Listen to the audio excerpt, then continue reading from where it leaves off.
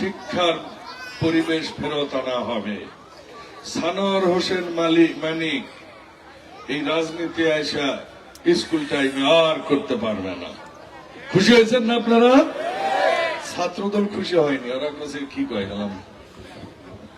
শুধু তাই নয়, প্রত্যেক স্কুলে নৈতিকতা শিক্ষা দেওয়ার জন্য নৈতিক শিক্ষক দেওয়া হবে। প্রত্যেক স্কুলে চতুর্থ শ্রেণীর পর থেকে ক্রিয়া শিক্ষক দেওয়া হবে। বাজার বসতে দেওয়া হবে না। বাচ্চাদের মানসিক, শারীরিক এবং জ্ঞানের বিকাশ ঘটানোর জন্য যত প্রকারের আনন্দদায়ক করার জন্য শিক্ষাকে, বাচ্চারা যেন স্কুলে যেতে ইচ্ছা প্রকাশ করে, পড়ালেখা করতে পারে। এমন কোন বাচ্চা খেলাধুলাই ভালো, তার জন্য খেলাধুলা করানো হবে। যে বাচ্চা সঙ্গীতে ভালো, তার জন্য সঙ্গীতের ব্যবস্থা করা হবে। বিএনপি আগামীতে তরুণ বাচ্চাদের জন্য শিক্ষা ব্যবস্থা, বিভিন্ন রকমের বহুমুখী ব্যবস্থা গ্রহণ করেছে। তরুণদের জন্য একটা দুঃসংবাদ আছে, এইটা আমার পক্ষ থেকে এই আসনে বলবো। তরুণরা, তোমরা মন খারাপ করো না ভাই, এই আসনে আমি মাদক রাখবো না। 7 দিনের মধ্যে মাদক এই আসনে জিরো করে ফেলবো ইনশাআল্লাহ।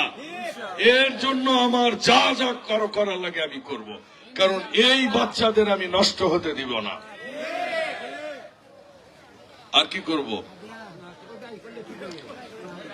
তারেক রহমান আরেকটা কথা বলেছে, সেটা হচ্ছে সবার কথা হলো, হুজুরদের কথা হলো না। তো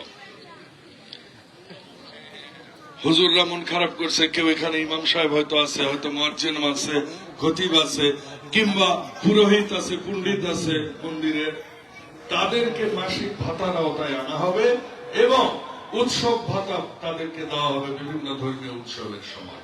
এইটাও তারেক রহমান ঘোষণা করেছে। পরিবেশ ঠিক করা হবে, প্রথম বছরে 25 কোটি বৃক্ষরোপণ করা হবে। আমি ফজলে হুদা 25,000 বৃক্ষরোপণ কিন্তু করছি। আমরা কাম করে কথা কোয়াবো। আর কি হবে? যেটা সবচেয়ে বেশি দরকার, কি সবচেয়ে বেশি দরকার কেউ বলতে পারবেন? বলতে পারবেন? আমি বলবো, বললে না হয় তো। এখন বাংলাদেশের সবচেয়ে বড় সমস্যা বয়স্ক লোকের, বিশেষ করে বয়স্কদের স্বাস্থ্য সমস্যা। ডাক্তার নাই, ওষুধের দাম বেশি, ডায়াগনোসিসে হাজার হাজার টাকা খরচ হয়। এই জন্য বিএনপি স্বাস্থ্য সেবার জন্য প্রত্যেকটা ইউনিয়নে স্বাস্থ্য কমপ্লেক্স করবে। সেখানে ডাক্তার থাকবে, নার্স থাকবে, আয়া থাকবে এবং ওষুধ থাকবে, ডায়াগনস্টিক সেন্টার থাকবে।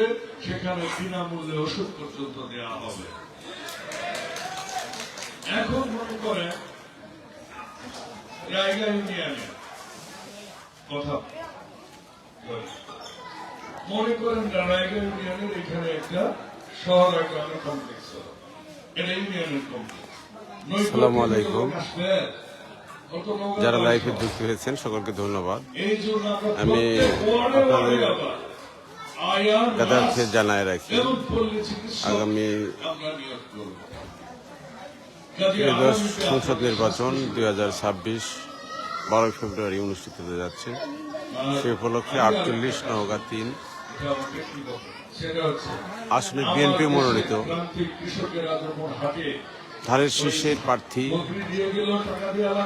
কেন্দ্রীয় কৃষক দলের যুগ্ম সাধারণ সম্পাদক, ঢাকা বিশ্ববিদ্যালয়ের সাবেক মেধাবী ছাত্রনেতা, বদলগাছি উপজেলা বিএনপির সম্মানিত সভাপতি জননেতা জনাব ফজলে হুদা বাবুল ভাইয়ের নির্বাচনী সভা ও যোগদান অনুষ্ঠান অনুষ্ঠিত হচ্ছে। এই অনুষ্ঠানটি অনুষ্ঠিত হচ্ছে মহাদেবপুর উপজেলার রায়গা ইউনিয়নের সরাই গ্রামে। সরাই একটা ঐতিহ্যবাহী গ্রাম। এই গ্রামটা আসলে বিএনপির ঘাঁটি। এই গ্রামে এই যে পুরুষ এবং মহিলারা সেই সন্ধ্যা থেকে বসে আছে গভীর রাত পর্যন্ত জনতা জনাব ফজলে হুদা বাবুল ভাইয়ের বক্তব্য শোনার জন্য, দেশনেত্রী বেগম খালেদা জিয়ার জন্য দোয়া করার জন্য এবং তারেক রহমানের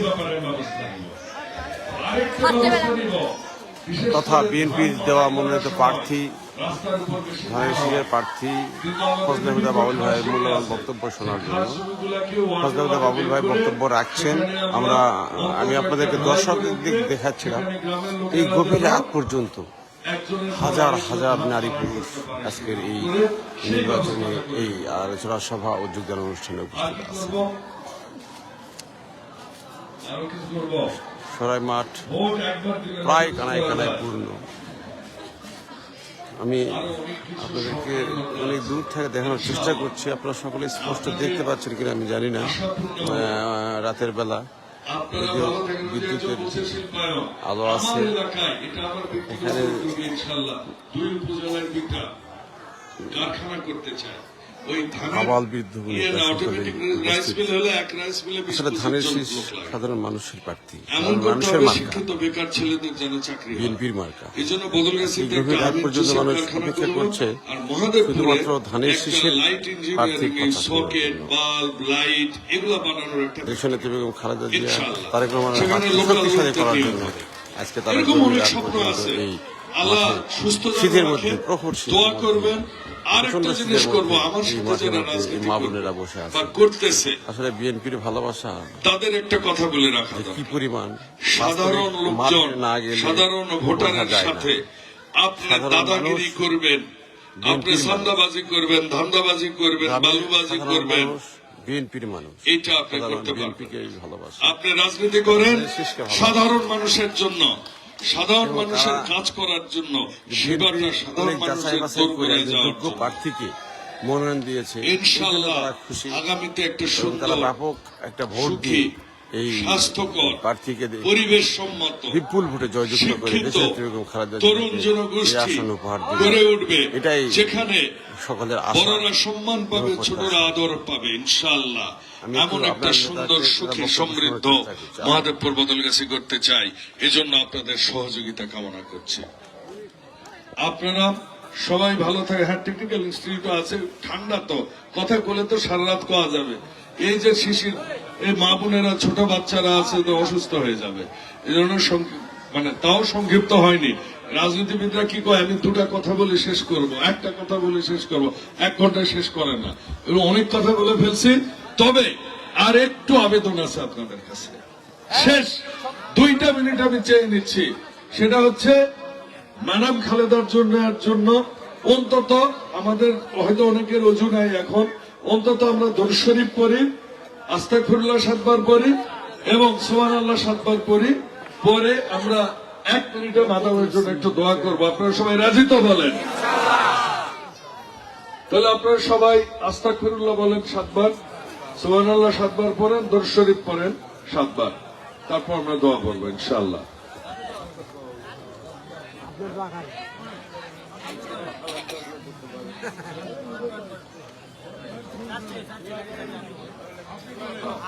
আল্লাহ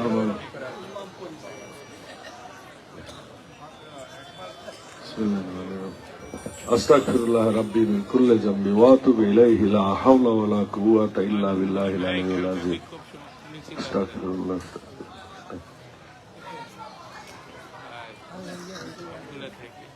সাল্লাল্লাহু আলাইহি ওয়াসাল্লাম। আপনারা যারা লাইভে যুক্ত আছেন, আপনাদেরকে জানাই এখন দেশনেত্রী বেগম খালেদা জিয়ার সুস্বাস্থ্য কামনা করে দোয়া অনুষ্ঠিত হবে। আপনারা যারা লাইভে আছেন, আপনারা আমার এই লাইভে আল্লাহুম্মা আমিন। সবাইকে দোয়ায় অংশ। রব্বানা আতিনা ফিদ দুনিয়া হাসানাতাও ওয়া ফিল আখিরাতি হাসানাতাও ওয়া কিনা আযাবান নার। ইয়া আল্লাহ, আমরা যারা তোমার দরবারে হাত তুলেছি আল্লাহ, আমরা সবাই জাতীয়তাবাদের সৈনিক আল্লাহ। ইয়া আল্লাহ, আমরা আমাদের নেত্রী, দেশনেত্রী, আপসের নেত্রী বেগম খালেদা জিয়া আজকে ইয়া আল্লাহ হসপিটালে চিকিৎসারত আল্লাহ। ইয়া আল্লাহ, এতগুলো মানুষের মধ্যে যার হাতকে তোমার পছন্দ হয় তার হাতের ওসিলায় হলেও তুমি তাকে দ্রুত সেবা দান করো আল্লাহ। ইয়া আল্লাহ, বাংলাদেশ জাতীয়তাবাদী দলকে তুমি রক্ষা করো আল্লাহ। ইয়া আল্লাহ আমাদের তো তোমারকে দেবার মতো কিছু নেই আল্লাহ। ইয়া আল্লাহ আমরা সবাই হয়তো পাপী বান্দা আল্লাহ, কিন্তু তোমার কাছে হাত তুলেছি আল্লাহ। তুমি এই আমরা যেটুকুই দোয়া পাঠ করেছি, দোয়ার বরকতে হলেও তুমি ম্যাডাম খালেদা জিয়াকে সুস্থতা দান করো আল্লাহ। ইয়া আল্লাহ তার সন্তান আরাফাত রহমান কোকো আজ আমাদের মাঝে নেই আল্লাহ, তুমি তার কবরের সওয়াল জবাব আসান করে দিও আল্লাহ। ইয়া আল্লাহ তাকে জান্নাত নসিব করো আল্লাহ। ইয়া আল্লাহ শহীদ প্রেসিডেন্ট জিয়াউর রহমানকে তুমি জান্নাত নসিব করো আল্লাহ। ইয়া আল্লাহ আমরা যারা হাত তুলেছি তুমি সবাইকে ক্ষমা করে দাও আল্লাহ। ইয়া আল্লাহ আমাদের পরিবারকে তুমি হেফাজত করো আল্লাহ, আমাদের বাচ্চাকে তুমি হেফাজত করো আল্লাহ। ইয়া আল্লাহ তুমি ফিলিস্তিনির মুসলমান ভাইদের উপর রহমত দান করো আল্লাহ। সুবহান রাব্বিকা রাব্বিল ইজ্জাতি আম্মা ইয়াসিফুন, সালামু আলাল মুরসালিন, আলহামদুলিল্লাহি রাব্বিল আলামিন, বিহাক্কি লা ইলাহা ইল্লাল্লাহু মুহাম্মাদুর রাসূলুল্লাহ। সবাই ভালো থাকবেন, আল্লাহ হাফেজ।